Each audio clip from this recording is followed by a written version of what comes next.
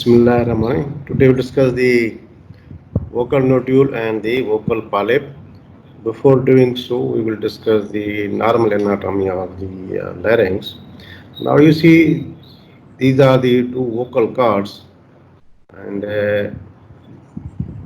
these are the two vocal cords. Anteriorly, it is formed by the vocal ligament. That's why it is the membranous ligament. And posteriorly, it is the arytenoid cartilage. That is the vocal process of the arytenoid cartilage. The posterior one third, it is the vocal process of the arytenoid cartilage, and anterior two third is the vocal ligament. That is the part of the cricovocal membrane. Now, over the vocal cords, this area where they combine is the anterior commissure, and this is the thyroid cartilage. And the area between the two vocal cords is the glottic area. Glottis is the area between the two vocal cords. Above the vocal cord is supraglottic area, and before the vocal cord is infraglottic area. Now this vocal nodule which is produced is over the vocal ligament or the area of the vocal cord where you have the membranous part of the vocal cord. Now, as this is the membranous part, is a very soft one, and this is the as it's the cartilage, vocal process of cartilage, posterior one third and anterior two third. Now, what happens when there is the misuse of the voice? Now, this is in a abduction position of the vocal cords. Abduction position, which is carried by the cricoarytenoid muscle. Now, this is the adduction of the vocal cords. When there is adduction, then there is the vibration of the vocal cords, and there is phonation. This is carried by the muscle, which is interarytenoid muscle. So this is the adduction part of the vocal cord. This is the abducted part of the vocal cord. Now, how the vocal nodules to develop? Now, what happens? This area of the vocal cord where you have the epithelium, underneath the epithelium you have the vocal ligament, and this is the mucous membrane. Now when there is the misuse of the voice, especially the singers or the now these two vocal folds have an epithelial lining that is composed of respiratory epithelium, pseudostratified squamous on the superior and inferior aspect of the fold, and non-keratinizing squamous epithelium on the medial contact surface. Now, the subepithelial tissues are composed of three-layered lamina propria based on the amount of elastin and collagen fibers. Now, this epithelium has the one base, that is the lamina propria. Over the lamina propria, you have the epithelium. And it has the amount of elastin and the collagen fibers. Deep to the lamina propria is the thyroid muscle. Now, this thyroid muscle I have shown you before. Now, this is the vocal cord. Now, this thyroid muscle runs between the thyroid cartilage and the arytenoid cartilage. Between the thyroid cartilage and the arytenoid cartilage, this forms the most part of the vocal cord, that is thyroarytenoid muscle. Thyroarytenoid muscle. So underneath of the lamina propria is the thyroarytenoid muscle, and the part of thyroarytenoid muscle which forms the vocal cord is known as the vocalus muscle. Vocalus muscle is the part of the thyroarytenoid muscle. Now this is the histology where you have the vocal folds, and this is the vocal fold, and this is the ventricular fold or false vocal bar. Now this ventricular fold is formed by the ventricular ligament. Now nodules. Now these nodules are the localized benign superficial growth on the medial surface of the two vocal folds that are commonly believed the result of the phonotrauma. Phonotrauma means when there is a misuse of the voice. Excess voice, like the shouting, that is the phonotrauma. Commonly affecting the singers, actors, vendors, teachers, children who are prone to shouting. Now these are the small benign lesions less than 3 mm. Now again you will see this picture. These are the true vocal cords, and these are the vocal nodules on both sides. Now the vocal nodules whenever present, these are on both sides of the vocal cords. This is the peculiarity of the vocal nodule because these are present on both sides of vocal cord, left as well as on right side. Whereas polyp is present in one side, it is unilateral. So vocal nodules are bilateral, whereas the vocal polyp is unilateral. Sometimes you will get the shortest, write down the difference between the vocal nodule and the vocal polyp. One of difference between the vocal nodule and the vocal polyp is that the vocal nodules are bilateral, they are present on the left and right vocal cords, whereas the vocal polyp is present on the one side, it is unilateral. So vocal polyp is unilateral, whereas vocal nodule is bilateral. If you see this picture, again this is vocal nodules are present. This is the right vocal cord, this is the left vocal cord, and this is the vocalus muscle. These are fibers of vocalus muscle, part of the thyroid muscle. You see the bilateral, and these are present on the membranous part of the vocal cord. Membranous part of the vocal cord are anterior two-thirds of the vocal cord. Vocal polyp and vocal nodules always present on the membranous part of the vocal cord. Does not present on the arytenoid cartilage or the vocal process of the arytenoid cartilage.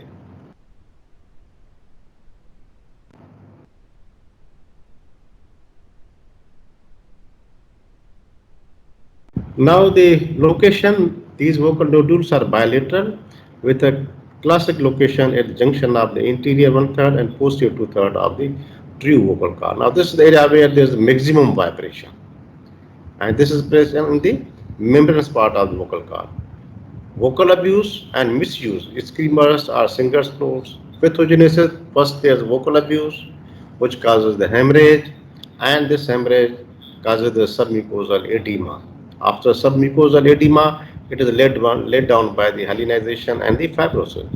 So what happens when there is misuse of the device? If you see this picture of the vocal cords, two vocal cords on their adductor position, when there is the maximum shouting, they come across with each other and their medial surface strike with each other very loudly. So what happens when they strike very loudly, very forcefully, then there is the hemorrhage on the medial surface of the vocal cord. Now this hemorrhage causes the submucosal edema, and this submucosal edema is led down by the fibrous tissue. Hyalinization means coming off the connective tissues. So this fibrosis leads to the vocal nodule. Now this epithelium undergoes hyperplasia and then leads to. So pathogenesis will be the first the vocal abuse, which causes the hemorrhage, and hemorrhage leads to the submucosal edema. Now the submucosal edema is laid down by the fibrous tissues, and then there is the epithelium hyperplasia, because you know the epithelium is the labile tissues, millions of cells are being shaded away, replaced by new tissues. So there is the hyperplasia of the epithelium, and then it is formed by nodule. Symptoms will be whenever there is a vocal nodule, the first symptom will be the hoarseness of voice, because vibration of the vocal cord is hampered because of inequality. Vocal fatigue will be there because of the striking of the vocal nodule. Pain and neck will be there. Soreness, sore means pain. On long phonation, patient feel the pain. Voice break at higher range. After talking loudly, patient feel the pain. So these are the symptoms of the vocal nodule. So hoarseness of the hallmark of the vocal nodule. Presentation is the change in the voice. That is the mainstay. Now the vocal polyp. Vocal polyp is the well differentiated hyperplastic benign pathological structure of mucous membrane. Size 3 millimeter. Now etiology, it is the smoking and allergy. Phonotrauma is there also, but mostly the vocal polyp is etiology is smoking and allergy. Second difference between the vocal polyp and the vocal nodule. First was the vocal nodule is bilateral, whereas vocal polyp is unilateral. Vocal nodule, it is due to the trauma of the vocal cords due to the misuse of the voice, shouting, whereas reason behind the vocal polyp is smoking and allergy. smoking, and allergy. So male between 30 and 55 years. Now the pathogenesis, sometimes sudden shouting, which causes the hemorrhage, submucosal edema. Now this vocal polyp typically involve the free edge of the vocal fold because although they may also form along the superior or inferior borders. Now the vocal polyp generally are unilateral and have a broad spectrum of appearance from hemorrhagic to edematous and pedunculated to sessile and gelatinous to alinized. Now you see this is the vocal polyp.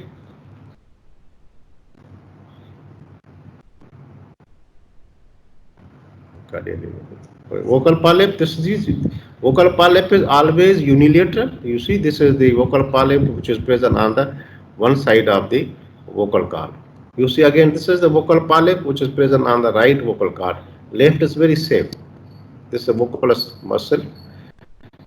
So vocal polyp is always unilateral. Vocal nodule is bilateral. Etiology of vocal nodule is shouting, whereas etiology of the vocal polyp is allergy and the chemicals. And this polyp it is edematous mucosa. This is edematous mucosa, and whereas nodule it is the submucosal hemorrhage laid down by the fibrous tissues and hyperplasia of epithelium. Here this is the mucosa becomes prolapsed because of edema of the mucosa. The mucous membrane becomes prolapsed. There's difference between the vocal nodule. But that's why the vocal polyp is always fleshy and red in color, whereas vocal nodule is white in color due to fibrous tissues. Symptoms: same hoarseness of voice, break in speech, lowered pitch, loss of part of voice range, strain during phonation. Diplophonia means two voices. Diplophonia means two voices, stridor and choking when the polyp is huge. Now, the nodules versus polyp. Nodule differ from polyp that it is a growth of the epithelium. Nodule differs from the polyp that is it is the growth of the epithelium. Here, the epithelium becomes metabolized. There is the hyperplasia of the epithelium that covers the mucous membrane, not of the mucous membrane cell. Whereas the vocal polyp, it is the edema of the mucous membrane itself. Whereas in the nodule, it is the hyperplasia of the epithelium. Nodules are most frequently caused by vocal abuse or the misuse. Polyp are lesions that develop from voice abuse, chronic laryngeal allergic reactions, chronic inhalation of irritants such as the industrial fumes, cigarette smoking, and allergy or industrial chemicals or fumes. These are the causes of the vocal polyp. It may also be seen in hypothyroidism, even in case of the hypothyroidism because of the edema of the tissues, which also causes the vocal polyp. Then nodules in children frequently regresses at the time of the puberty. Now, this Ranke's edema is the subepithelial edema, and which is also due to the certain chemicals, and it is bilateral. Intubation granuloma, you see this is the granuloma, and this is caused by the intubation when the anesthetist put the endotracheal tube. It causes the trauma, then the submucosal hemorrhage, then laid down by the fibrous tissue. So granuloma means new tissue formation. New tissue formation is the granuloma. It is laid down by fibrous tissues, new capillaries. Now the leukoplakia, this is the white in color and it is a change in the epithelium. It is the precursor of the carcinoma. Antic ulcer due to misuse of the device that causes the ulcer over the medial surface of the vocal cord. Amyloid tumor, these are the due to the systemic diseases where their proteins are being deposited. Now, how you will examine the vocal cord? There are certain examination tools. One is indirect laryngoscopy, second is the rigid laryngoscopy, flexible laryngoscopy, stroboscopy.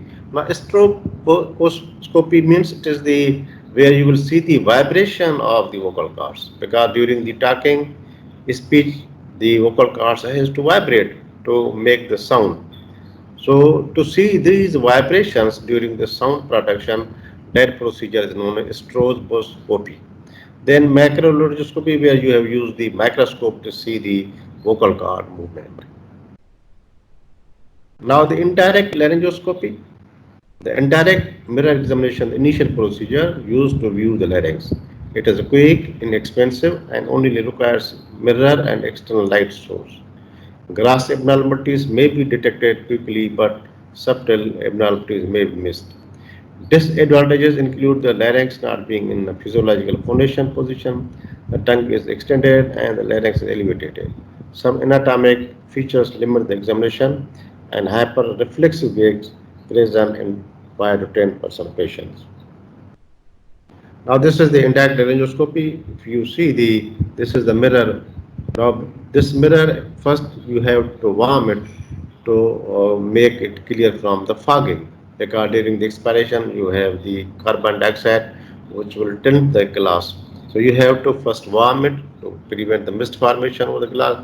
Then ask the patient to put the tongue, and this is the where you have to caress the tongue and put the this indirect laryngoscope into the throat. You see, then you will see the position of the vocal cords, and this is the vocal cord, and this is the arytenoid cartilage. This is the glottis, the area between the two vocal cords. So you can see these areas through the indirect laryngoscopy. We call it as indirect laryngoscopy because we see the larynx indirectly.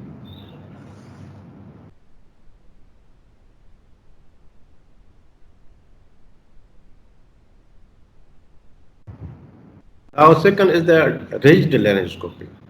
Now, rigid laryngoscopy performed 70 90-degree telescopes pass through mouth to obtain the images of larynx and pharynx. These are the highest quality images obtainable and offer excellent magnification. The patients are viewed in a physiologic phonation position similar to the indirect examination. Anatomic factors and hyperreflex can limit the result. So this is the laryngoscope and the now the flexible laryngoscopy. This is the most relied upon in the evaluation of this patient. Allows examination of the nasopharynx, palate, larynx, and pharynx in near physiologic position. Can be performed relatively easily even in the patient with hyperresponsive gag reflex. This is the indirect laryngoscope, the flexible laryngoscope. You see, this is the area where you can see the through your eyes, and this is the optic fiber which is placed through the nose to the pharynx, then to visualize the whole of the larynx. Now, this flexible laryngoscope is to see the movement of the larynx or to see the vocal cord or vocal nodule. This can be done under local anesthesia. Now, video stroboscopy. Now, this is the light used in conjunction with laryngoscope to electronically slow down the motion of the vocal folds in order to identify subtle changes in the vibratory pattern. Data diagnostically significant. Video stroboscopy is used to differentiate vocal fold nodules from the vocal fold polyp. Now, so this stroboscopy is done to see the vibrations of the vocal cords. Vibrations of the vocal cord is seen through this tube. So this is very necessary to differentiate whether it is vocal nodule or the vocal polyp. Now this video stroboscopy provides a highly detailed view of the vocal folds. It can be performed via nasal or oral pathway. Stroboscopic examination of vocal fold lesion is essential for accurate diagnosis and essential successful treatment. Now the macrolaryngoscopy macroscope is used over the laryngoscope to see the procedure conducted under general anesthesia, which allows the physician to examine the vocal fold of larynx with magnification tools. Microsurgical and laser removal of the lesion is done. Now microscope is used for two purposes. One is the diagnostic purpose when the vocal node is very small. It is very difficult to see under the indirect laryngoscopy through the flexible laryngoscopy. Then you use the microscope. It will show the even the minor changes of the vocal cords, whether it is a vocal polyp or vocal nodule. So this magnifies the disease in the vocal cord. Number two, if you want to remove the vocal cord or the vocal polyp, again you will use the microscope to dissect the precise lesion, and even you use the laser removal of lesion is done at this time. So microscope is used for diagnostic as well as for a therapeutic purpose. Diagnostic purpose to see the minor changes in the vocal cord, and therapeutic purpose to remove the vocal polyp or the vocal node very precisely, so you cannot damage the vocal ligament. If you damage the vocal ligament, the rest of the patient will have the hoarseness of the voice. Now treatment, voice therapy, vocal hygiene and behavioral treatment. You have to ask patient to have the voice rest, have the low pitch voice rest, then the medical treatment and the surgical treatment is there. Voice therapy it aims to help the patient find a better voice quality, which is stable, reliable, and less effort. Vocal hygiene, maintaining adequate hydration, 6 to 8 glass of water per. Now the hydration is very necessary, because you have to hydrate the patient whole of the body, and this hydration also is hydration of the larynx, because the dry larynx causes the trauma to the vibrating vocal cords. When patient speech, if there is no any water level or there is no any hydration, this dryness of larynx damages the epithelium of the vocal cords. So hydration is very necessary. 6 to 8 glass of water per day. Then minimizing exposure to noxious chemicals, like the a person who resides in bus stops, he has to remove his residence. If he works in the industries, he has to quit the job because of the chemicals, and then he has to omit the smoking, because the reason behind the vocal polyp is smoking and the chemicals which are coming from the industries or from the vehicles or from the bus stop where he is working. Then avoiding excessive shouting, screaming, other loud voice use. Voice therapy is a behavioral intervention technique that makes use of the vocal exercise, speaker awareness, and the proper postures and alignment when using the voice. Medical treatment, sometimes there are certain contributory factors. One of factor is the regurgitation of the gastric contents into the esophagus, from the esophagus to the pharynx to the larynx, causes reflux and laryngitis. So you have to avoid. Reflux may be contributing factor. That reflux means reflux of the gastric contents. That is known as reflux laryngitis. Reflux may be contributing factor, and a 2 week trial of medication, that is the antacids, dietary and lifestyle adjustment, and perhaps bed position may be appropriate to determine reflux contribution. So when the reflux laryngitis means the contents of the stomach are coming into the esophagus, pharynx, and larynx, causing the reflux laryngitis, then you have to put the patient two pillows under his head, so the head becomes raised during the sleep. Number two, avoid those diets which increase the hydrogen chloride in stomach, like the spicy foods. And number three, ask the patient to become a relaxed, stress-free life, and then put the patient over the medication which decreases the hydrogen chloride level in the stomach, like the proton pump inhibitors. Then steroid treatment reduces the overlying and sometimes camouflaging the inflammation and swelling, thus making its diagnosis easier. Steroids are given to minimize the edema of the vocal cords, because these are the anti-inflammatory drugs which decrease the edema of the vocal cord. So the edema of the vocal cords in initial stages, once the vocal nodule is organized or vocal polyps become prolapse, there is no use of the steroid. Here steroids does not work. Steroid works in initial phase when only there is the edema, either in the vocal nodule or into the vocal polyp. When the edema is only present, only then the steroid has the role to get the edema minimized. Otherwise, once it is the becomes organized, then steroid does not have any role. Now, patient may be placed on 2 week period of vocal rest, perhaps accompanied by the higher dose of corticosteroid. So You can use the corticosteroids for 2 weeks in initial phase and ask the patient to have the voice test. It has very good results. Surgical treatment aim removing only the mucosal lesion and preserving the eyes, much of the intermediate and deep layers of the vocal fluid as possible. Indications when the nodules or polyps are very large or have excised for a long time if the lesion extends deeper into the layers of vocal cord. Rarely done in children. Patient exposure, substantial improvement. If deep lesions are present bilaterally, the physician needs to be extremely prudent, waiting to see if the stone is developed from the deep dissection. The surgical treatment, our aim is to remove the vocal nodule or the vocal polyp. You have to strip it. You have to prevent the mucosa. Otherwise, if you damage the vocal ligament, then the patient have the hoarseness of the voice with the rest of his life. So only you have to remove the edematous mucosa. Only you have to remove the polyp which is just away from the vocal ligament. You have to remove the vocal nodule just away from the vocal ligament. You have to preserve the vocal ligament. You should not damage the vocal ligament. Only you have to remove the epithelium which has become hyperplastic, and you have to remove the mucosal edema.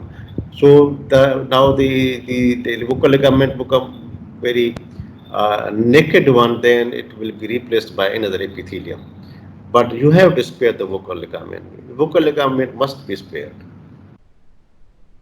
Now, surgical complications related either to laryngoscopy or to vocal fold mucosal injury. Pressure effect from the suspension laryngoscope may result in tongue numbness, altered taste, oropharyngeal mucosal and dental injuries. Deep blunt dissection or exposure of the vocal ligament. You see, this is very important. Exposure of the vocal ligament, because vocal ligament is the part of the cricovocal membrane which form the vocal cord. Vocal cord has two parts, anterior 2/3 and posterior 1/3. Posterior 1/3 is the vocal process of internal cartilage, and anterior 2/3 is the vocal ligament. That is the part of the cricovocal membrane. So you have to spare. Only you have to remove the epithelium which has become plastic, or you have to remove the mucosa which have become edematous. You have to spare the vocal ligament. If you spare the vocal ligament, then it will be replaced by another epithelium. If you damage the vocal ligament, and you know the vocal ligament, these are the fibrous tissues. These are the connective tissues. Once these are damaged, because these are not labile tissues, so that will be cause permanent scarring, and then there will be the permanent hoarseness of the voice. So deep gland dissection or exposure of the vocal ligament can result in scarring and fibrosis of the mucosa with the loss of mucosal wave and glottal insufficiency, which leads to hairstone of voice. Injudicious use of the laser can result in a wide zone of thermal damage with mucosal scarring and fibrosis. Again, for the laser, you become conscious you should not damage the vocal ligament, because the laser produces the heat which causes the thermal damage. Now, unintended burn injuries and endotracheal tube fibers sometimes happen. Thank you very much. And any question if you want? What are the Ranki's edema and how the smoking and jet can cause the Ranki's edema? Ranki's edema. Your question is about Yes, Ranki's Ranki's edema. edema. Okay. Just we are going to again our vocal cords.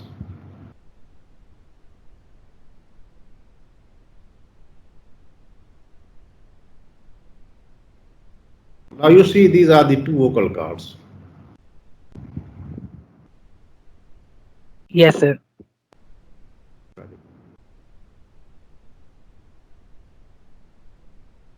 Okay, you see these are the two vocal cords. One is on the right side, one is on the left side. These are the vocal cords, and this is edema, that is the Ranki's edema.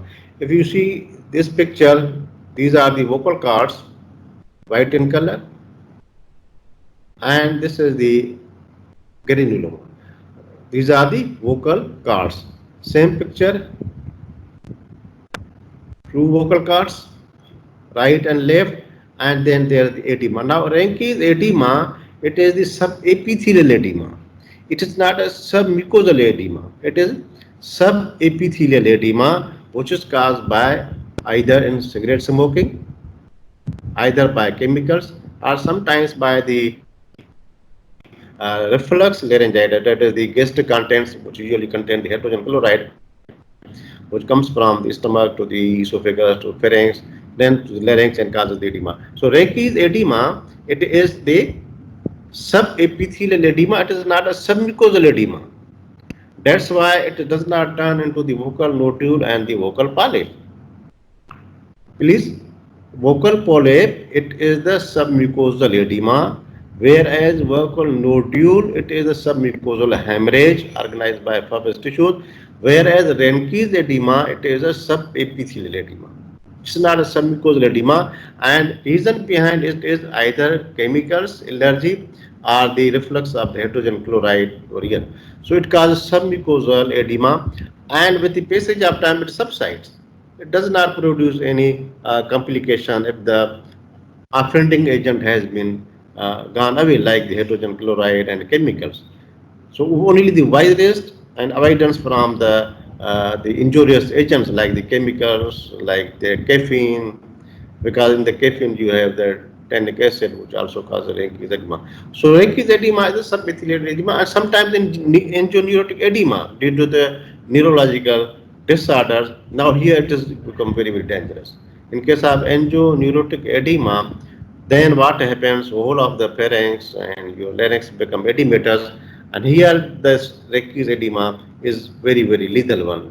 Then this edema goes whole of the vocal cords and this glottic area. The glottic area means the area between two vocal cords, then it becomes closed one. So there is the laryngeal edema, Ranke's edema, blockage of the glottic area, and then the person dies. So in case of angioneurotic edema, it is very, very, otherwise it is not a lethal one. Any question, please? Sir, how you can differentiate the vocal nodules and vocal cysts? Vocal nodule and vocal cyst, very good, very good.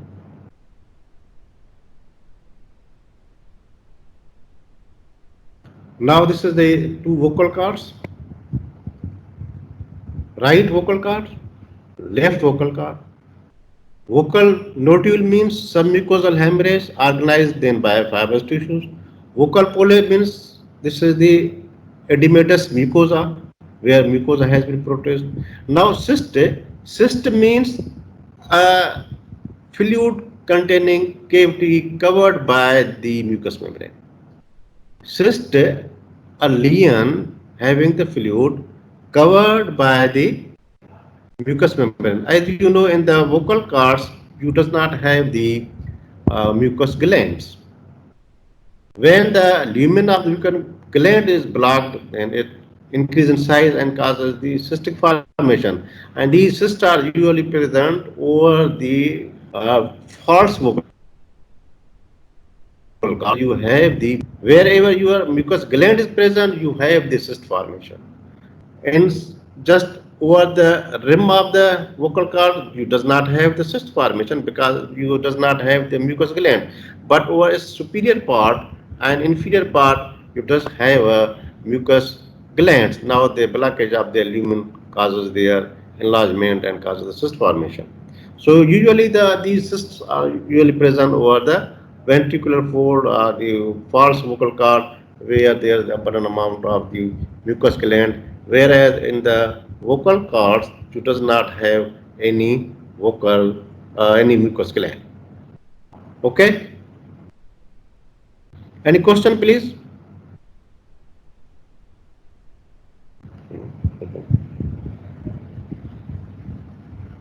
So next time we'll discuss the tracheostomy, which is very, very important. What is a tracheostomy? What is complications? What indications? Very, very important topic. So next time we'll discuss the tracheostomy. Thank you very much. Thank you very much.